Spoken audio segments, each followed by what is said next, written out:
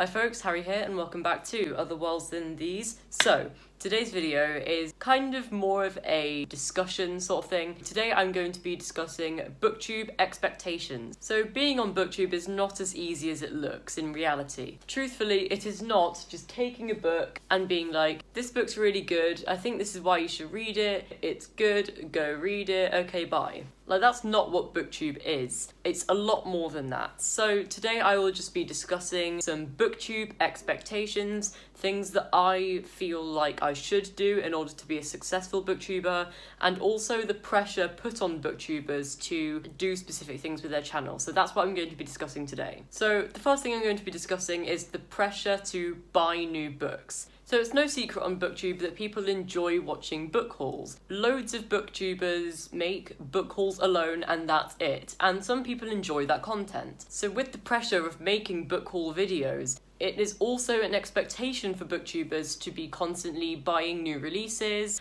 and buying popular books and books that everyone seems to read because those are the ones that people are interested in and want to see featured on their channel. So there is kind of an expectation with booktubers to keep on top of all the new releases and all of the popular books that people are currently enjoying. There's just a lot of pressure on booktubers to buy specific books. So that's the first thing I want to discuss. The second thing is actually reading these books. So being a booktuber, part of it obviously is reading the oh so many books that we own. People will want to hear about the books that you've been reading, the books that you want to read, but specifically the books that you have read so that you can share your thoughts on them and encourage other people to buy them and read them. That is part of being a booktuber. It's sort of like a book influencer. Like, I have my copy of Simon vs. the Homo Sapiens Agenda on show because I want you to read it because it is so good. It's my favourite contemporary novel. So I have this on show right here because I want you to read them. But yeah, reading these popular books is also a massive expectation for booktubers because,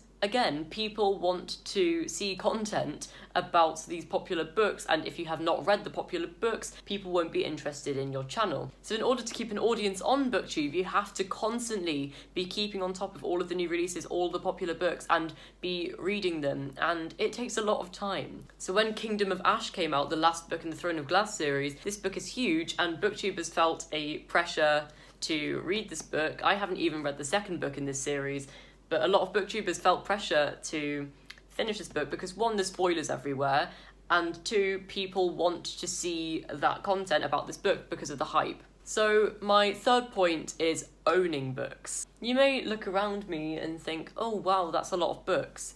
But if you look at any other booktuber that's got a decent following, they have probably 10 times more books than me. I have, I believe, over 200 books on this shelf. But in the booktube world, that really is not that many. And me personally, this is something that I feel a lot of pressure about. I feel pressure when it comes to the amount of books that I own and the books that I buy, kind of linking into the first point. All of these kind of link together to create one massive ball of booktube pressure. But as well as owning a lot of books, it's also an expectation for booktubers to be owning all of their books in hardcovers. Me personally, I hate hardcovers, and I am a massive fan of the classic paperback. They're very easily damaged, but they're so much easier to read, so much more comfortable, and I just massively prefer them. So while I have my paperback copy of City of Bones, and I can read this book, enjoy it, and review it, it's not enough for some people. Some people think that I'm not a true Cassandra Clare fan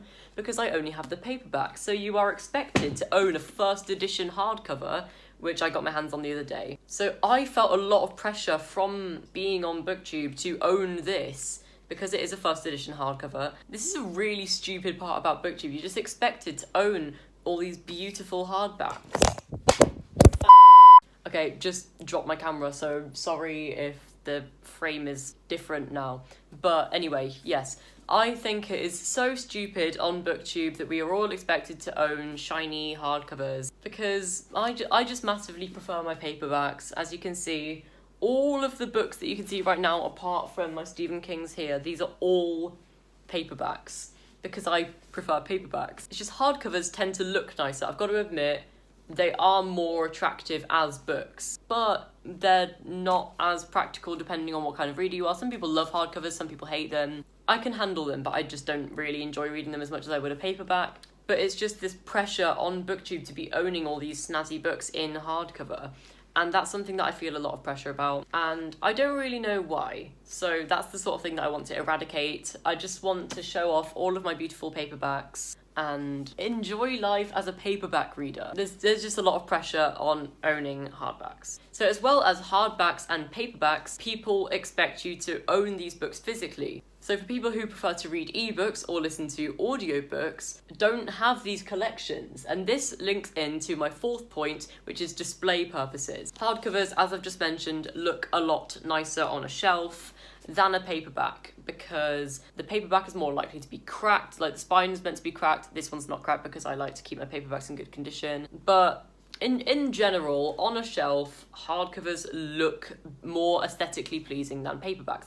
That's no secret. But when people would prefer to read on their phone or on a Kindle or on an iPad, having a display isn't really an option, because if you don't have physical books, you can't display them. You cannot display your Kindle library on a bookshelf because you've got it all on a device like that big. So that's sort of an expectation for all booktubers to own a physical collection. So people who prefer to listen to audiobooks or read ebooks don't have this. And I feel like that puts a lot of pressure on e-readers who would much rather read a book on their phone or an iPad or a Kindle, but they're forced to own a physical copy because of the expectations of Booktube. So very recently, I got this background. This is my first video actually using this background. Prior to this, I didn't really have the typical Booktube background, which is basically just colourful, happy bookshelves, which I now own and I'm very happy with. But prior to that, I felt really uncomfortable with the way that my videos looked.